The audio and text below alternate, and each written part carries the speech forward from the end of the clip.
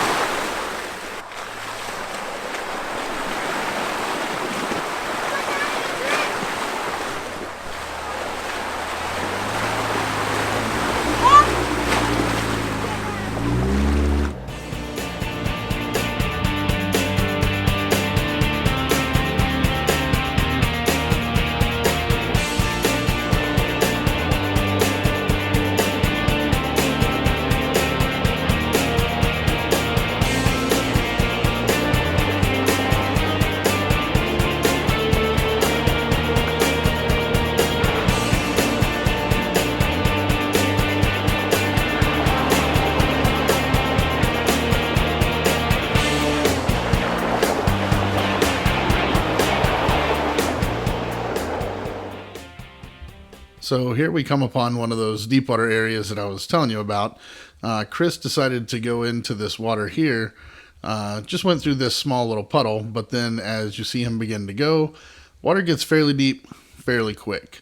As he goes into the water, makes this left-hand turn, water gets a little bit deeper, and then he realizes there is a down tree crossing the water. So he ends up having to just throw it in reverse and back up through this water here.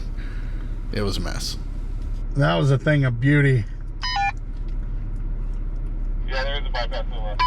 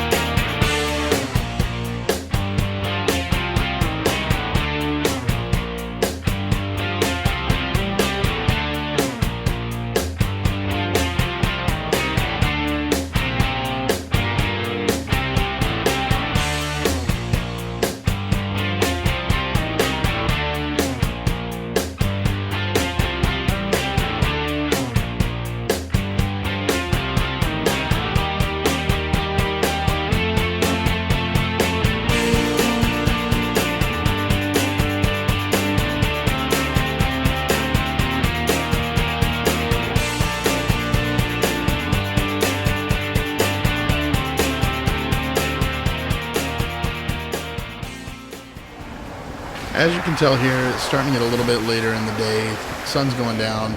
As we're getting closer to where our campsite is, you can tell the terrain really starts changing. We had planned on camping next to the river at night. Didn't quite make it exactly where it was that we were aiming for, but you can see that it's getting wetter and wetter as we get closer to the river. Making our way down to the campsite in the dark wasn't necessarily the best idea. Having to set up camp in the dark is never any fun, but that's part of the adventure and not knowing when you're going to get where you're going.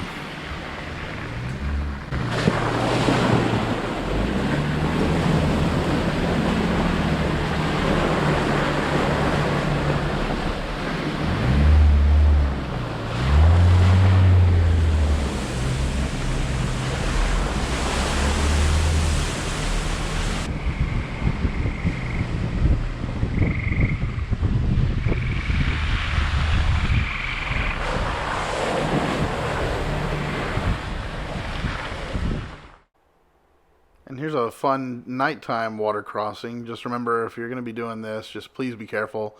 Always kind of hard to see the water depth as you're going through this. Even though you may have a lot of light, if the water's kind of murky and dirty, then it makes it really hard to see what you're doing.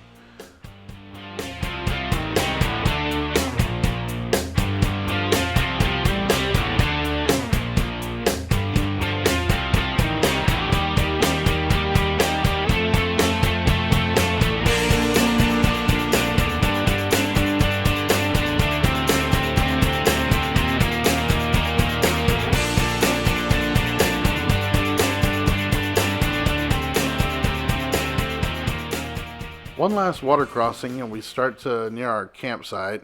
Definitely was a whole lot of fun setting up in the dark. I don't know how many people typically set up to camp in the dark, but definitely far more enjoyable things than that. This is going to be the conclusion of day one of the Ozark National Forest. Like I said, we just absolutely had a blast. We appreciate you guys watching the video. Stay tuned for us to drop a few more as we continue our adventures out here in the Ozark National Forest. Thank you. Bye.